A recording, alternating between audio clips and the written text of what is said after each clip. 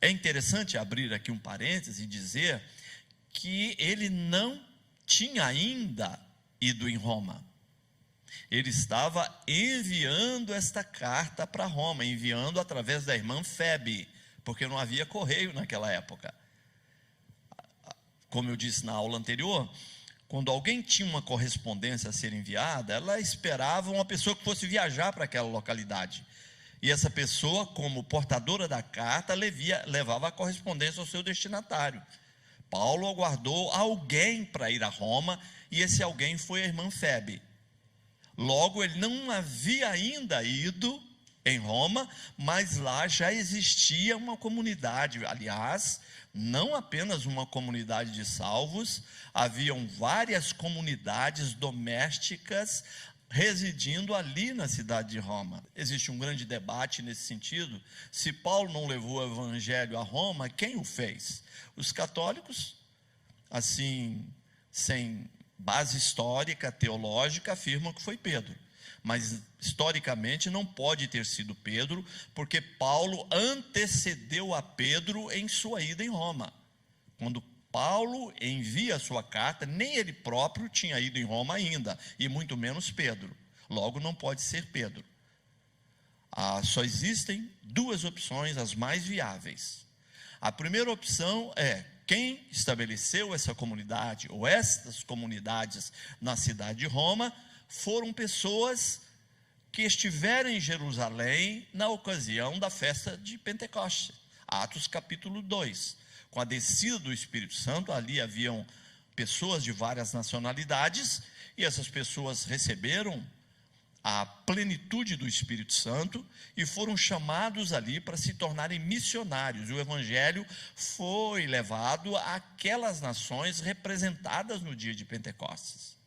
A segunda explicação é que a partir do capítulo 7 de Atos, com a morte de Estevão, desencadeado um processo de perseguição aos crentes. Os crentes eram presos, eram mortos.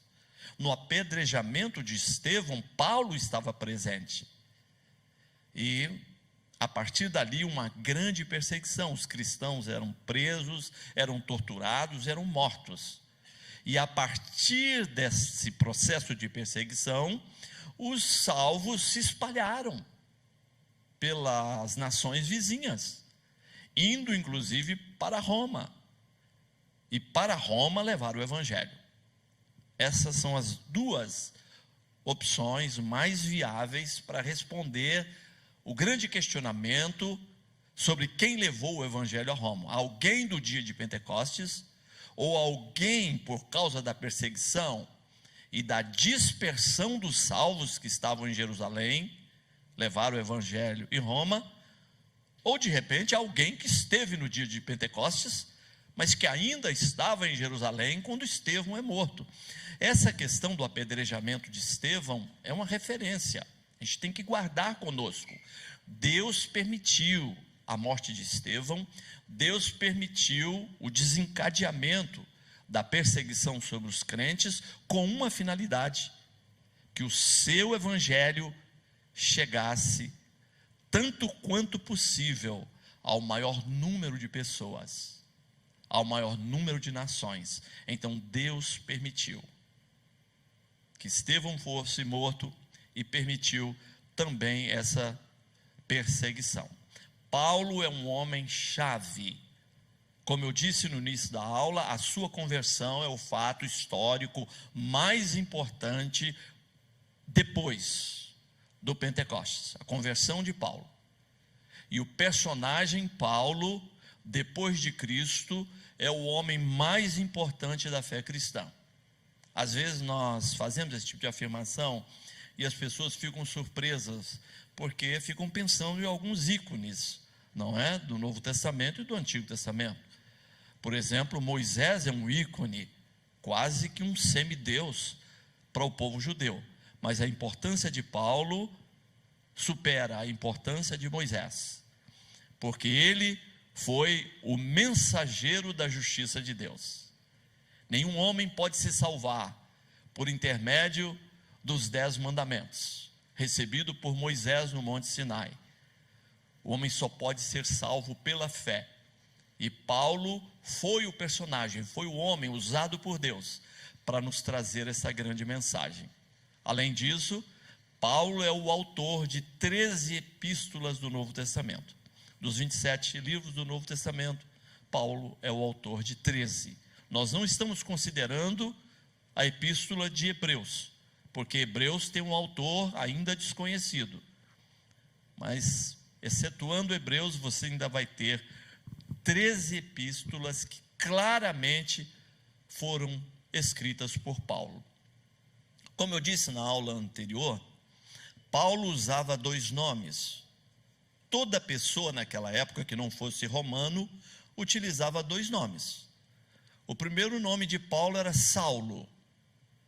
Saulo era o seu nome hebraico. Até o capítulo 13 de Atos dos Apóstolos, Lucas, que é o autor de Atos dos Apóstolos, se referia a Paulo como Saulo, Saulo de Tarso, porque ele nasceu na cidade de Tarso. E Tarso, gente, não era uma cidadezinha simples. Tarso era uma mega cidade. Se você pensar no mapa geopolítico da atualidade, Tarso está onde se localiza a Turquia. Paulo nasceu em Tarso. Se ele nascesse hoje, ele teria nascido na Turquia, ele seria turco, filho de judeus. E ele recebeu o nome de Saulo. Saulo é um nome hebraico, é o mesmo nome que Saul, o rei Saul do Antigo Testamento, que antecedeu Davi. Saul e Saulo são os mesmos nomes no hebraico, mas Saulo não tem nenhuma relação com Paulo. Tem gente que acha que Paulo é uma transposição de Saulo, mas não tem nenhuma relação. Saulo significa orado, ansiado. Paulo significa o pequeno. Saulo é um nome hebraico. Paulo é um nome romano, que foi importado do grego. E o nome Paulo significa o pequeno. Há muito debate a respeito do significado do nome de Paulo. Por que ele era o pequeno? Tem gente que acha que isso é uma alusão à estatura. Existem pessoas que traçam um retrato bastante, assim, do ponto de vista estético, feio de Paulo. Ele era baixinho, careca, zarolho e cambota. Mas são apenas especulações. E aí tem gente que acha Paulo pequeno por conta da sua estatura. Mas Agostinho de Hipona, esse nome muito importante para a teologia. Existem alguns estudiosos da Bíblia que afirmam que de Paulo a Lutero não houve um homem da estatura espiritual de Agostinho de Hipona. É o homem mais importante. E para Agostinho de Hipona, o nome Paulos, ou Paulo em português, não é uma alusão à sua estatura, mas é uma alusão ao espírito com o qual ele escrevia suas epístolas. Ele se referia a si mesmo como Paulo o menor de todos. Eu acredito que esse tipo de explicação, ela tem muito de verdadeiro. A humildade de Paulo, Paulo o pequeno. Alguns autores chamam Paulo de o apóstolo abortivo, ou seja, o apóstolo fora do tempo.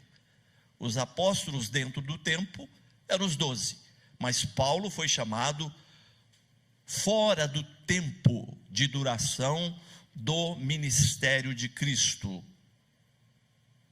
Paulo tem uma grande importância para a fé cristã. Lucas, como eu disse, utilizou o nome Saulo até o capítulo 13.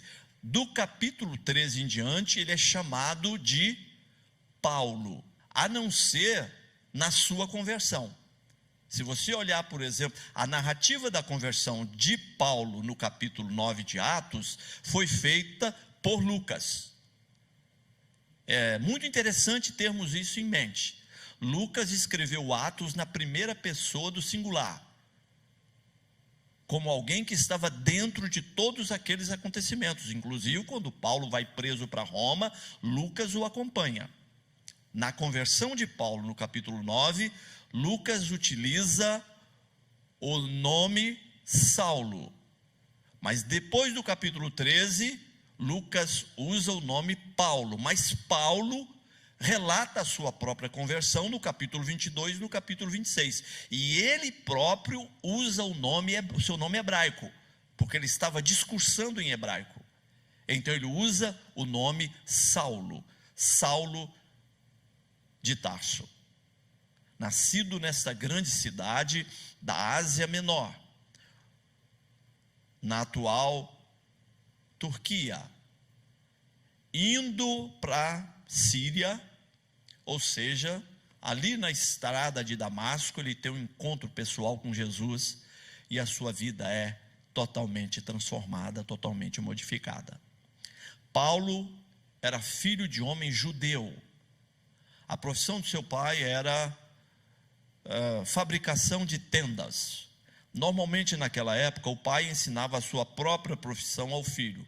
Era vergonhoso o pai não ensinar o seu filho a trabalhar com as suas próprias mãos. E o pai então ensinou Paulo a arte da confecção de tendas. E ele inclusive utilizou dessa arte para se manter no ministério cristão, para se manter como alguém ativo na obra de Deus. E naquela época, o povo que seguia a Cristo não era um povo que gozava de uma grande reputação.